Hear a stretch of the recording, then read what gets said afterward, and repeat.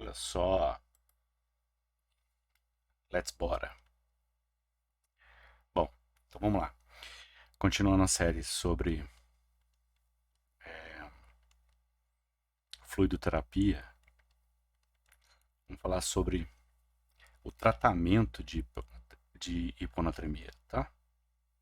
Ou a reposição de hiponatremia. Como é que a gente corrige a hiponatremia? Então, olha só. É interessante que vocês assistam os primeiros vídeos sobre hiponatremia para vocês entenderem a ideia de como é que você diagnostica, mas de cara, vamos começar por aqui. Eu tenho. Vou botar uma cor aqui. Eu tenho talvez. Talvez não. Eu tenho 3 situações diferentes iniciais quando eu penso que o paciente tem hiponatremia.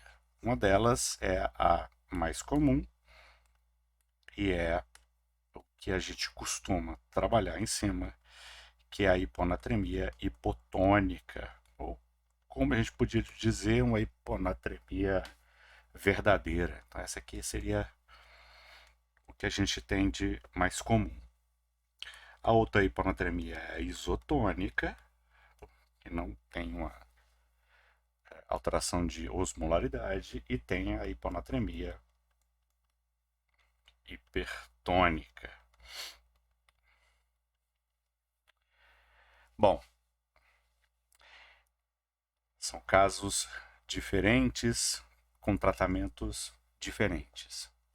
Para começar, a hiponatremia hipotônica, ou pseudo-hiponatremia, ela não precisa de tratamento nenhum. Então, não tem preocupação. Isso é um artefato de laboratório e não tem nenhum tipo de preocupação. No caso da hiponatremia hipertônica, a gente vai fazer é tratar a causa. O que a gente costuma ver aí são as hiponatremias associadas às hiperglicemias, né, por exemplo. E aí a correção de hiperglicemia é a correção com tratamento insulínico e reposição de volume, porque, em geral, o paciente hiperglicêmico, aumentando a osmolaridade sérica, induz a uma diurese osmótica e o paciente perde volume. Então, eu faço reposição de volume mais a correção da glicemia. E aí vem a hiponatremia hipotônica, que seria, teoricamente, a hiponatremia verdadeira. Ok? Para você entender o tratamento e saber o que fazer, é interessante que você leve em consideração 3 fatores iniciais. Ok? 1. O status volêmico. Esse é talvez um dos mais importantes. Status volêmico. Eu preciso definir se o paciente com hiponatremia hipotônica está hipovolêmico, euvolêmico ou hipervolêmico. Tem aulas sobre isso no início da série de fluidoterapia. 2. A duração, ou seja, se é agudo ou crônico, e o que define isso é mais ou menos de 48 horas de uma hiponatremia documentada, ou seja, com exames. Se eu não tenho documentação, eu vou considerar ela como aguda. E a magnitude é o quanto esse sódio está baixo. O quão baixo está esse sódio. Magnitude do sódio sérico. Sódio sérico. Em terceiro, a severidade dos sintomas. Por que todo esse cuidado? Porque o atraso do tratamento ou a pressa em corrigir são igualmente ruins, tá? Se eu demorar demais para tratar é ruim, se eu demorar demais para corrigir a hiponatremia é ruim, ok. Mas se eu corrigir rápido demais é muito ruim e muitas vezes fatal. Então tem que levar em consideração esses 3 fatores para eu definir como que eu vou fazer esse tipo de correção. Ok? Vamos lá. Levando em conta a questão volêmica, tá? Então, não dá para enxergar nada com essa cor amarelo.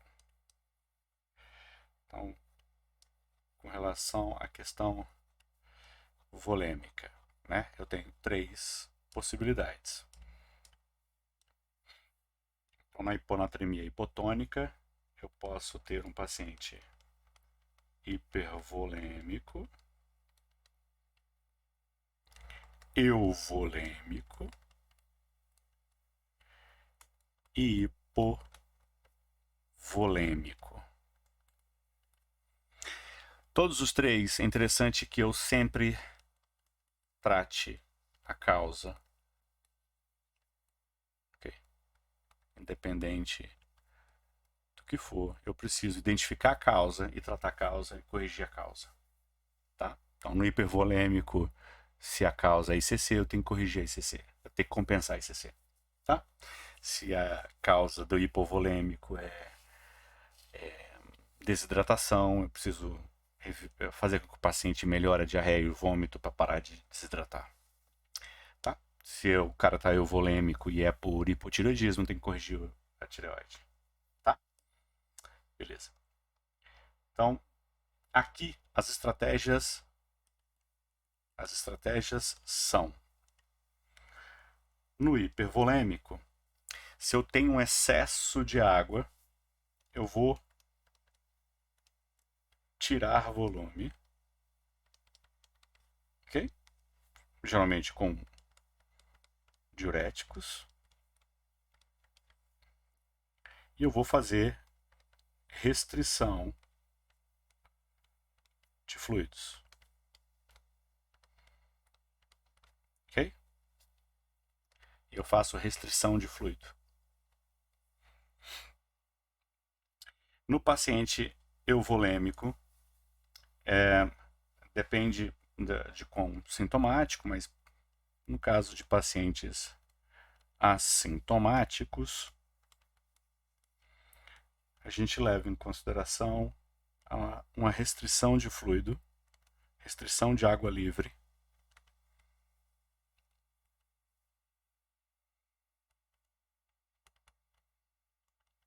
restrição de água livre. Então, para um adulto, menos de 1 litro dia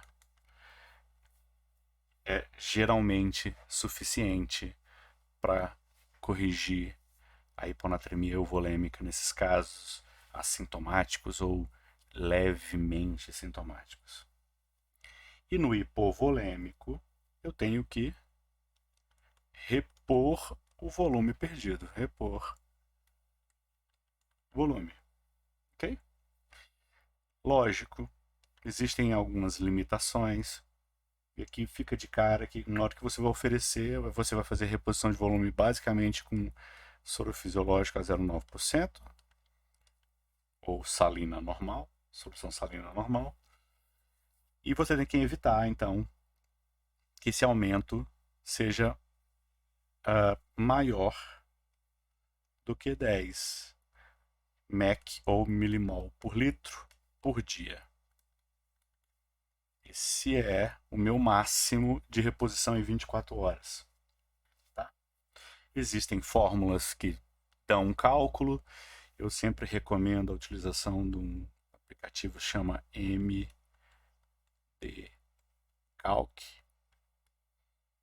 Bem legal. Mas se vocês quiserem, depois eu ensino a fórmula para fazer. Mas, pô, cara, fazer medicina para fazer matemática é paia, né? É meio desagradável. Ah, uma coisa que é interessante com relação ao euvolêmico, isso é uma dica do Dustin, que tem um site que chama Online MedEd, que dá umas aulas muito legais, assim, de médicas. As aulas dele são de graça, é um careca. Esqueci o sobrenome dele. Sei que o primeiro nome é Dustin. E aí ele dá um mnemônico de rats, para você levar em consideração. E aí ele fala assim, aqui esse rat é de acidose tubular renal, renal acidosis, renal tubular acidosis, TRTA, né?